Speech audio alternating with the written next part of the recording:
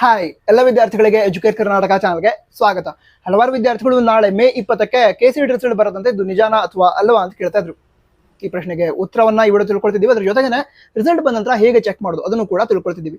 ಮೊದಲೇದಾಗಿ ನಾಳೆ May 20ಕ್ಕೆ KCET result ಬರಲ್ಲ. ಯಾಕಂತ ಹೇಳಿದ್ರೆ ನಮ್ಮ ಕೆದವರು CBSE, ICSE ಹಾಗೆ ಕರ್ನಾಟಕ ಸ್ಟೇಟ್ ಬೋರ್ಡ್ ಅಂಡರ್ ಹಿಂದಿನ ವರ್ಷಗಳಲ್ಲಿ ಪಾಸ್ ವಿದ್ಯಾರ್ಥಿಗಳಿಗೆ ಸೆಕೆಂಡ್ PUC ಮಾರ್ಕ್ಸ್ ಅನ್ನ ಕೆ ವೆಬ್ಸೈಟ್ ಅಲ್ಲಿ ಅಪ್ಡೇಟ್ ಮಾಡೋದಕ್ಕೆ ಅವಕಾಶ ಕೊಟ್ಟಿದ್ರು. ನಂತರ ಅಪ್ಡೇಟ್ ಮಾಡಿ ಅಂತ ಹೇಳಿದ್ರು. ಅದಕ್ಕೆ ಲಾಸ್ಟ್ ಡೇಟ್ ಏನಿದೆ ಅದು ಮೇ 20 ಆಗಿರುತ್ತೆ.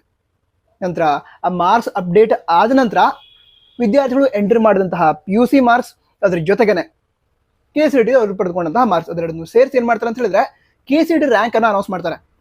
ಸೊ ಈಗ CBSE, ICSE ಹಾಗೆ ಕರ್ನಾಟಕ ಸ್ಟೇಟ್ ಬೋರ್ಡ್ ಅಂಡರ್ ಹಿಂದಿನ ವರ್ಷಗಳಲ್ಲಿ ಪಾಸ್ ಆದ ವಿದ್ಯಾರ್ಥಿಗಳಿಗೆ ಮಾರ್ಕ್ಸ್ ಎಂಟ್ರಿ ಮಾಡೋದಕ್ಕೇನೆ ಮೇ 20ರವರೆಗೆ ಅವಕಾಶ ಇದೆ.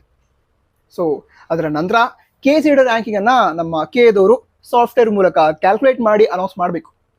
ಸೊ ನಾಳೆ ಮೇ 20ಕ್ಕೆ KCET ರಿಸಲ್ಟ್ ಬರಲ್ಲ. ಹಾಗಾದ್ರೆ ಯಾವಾಗ ಬರ್ಬೋದು ಅಂತ ತಿಳ್ಕೊಳ್ಳೋದಾದ್ರೆ ಮೇ ಕೊನೆಯ ವಾರದಲ್ಲಿ ಅಥವಾ ಮೇ ಅಂತ್ಯದಲ್ಲಿ KCET ರಿಸಲ್ಟ್ ಅನೌನ್ಸ್ ಆಗುತ್ತೆ. ನಂತರ ರಿಸಲ್ಟ್ ಅನೌನ್ಸ್ಮೆಂಟ್ ಆದ್ಮೇಲೆ ನೀವು ಎಲ್ಲಿ ರಿಸಲ್ಟ್ ಅನ್ನ ಚೆಕ್ ಮಾಡೋದು ಅಂತ ತಿಳ್ಕೊಳ್ಳೋದಾದ್ರೆ ನಮ್ಮ ಕೆದವರು ರಿಸಲ್ಟ್ ಪಬ್ಲಿಷ್ ಮಾಡುವಂತಹ ವೆಬ್ಸೈಟ್ಸ್ ಇದೆ.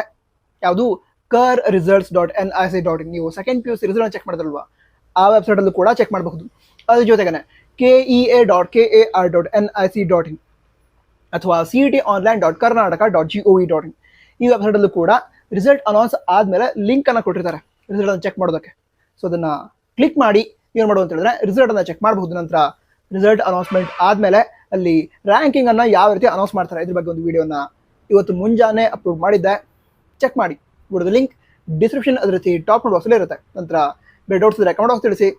All the best. ಜೈ ಹಿಂದ್, ವಂದೇ ಮಾತರಂ.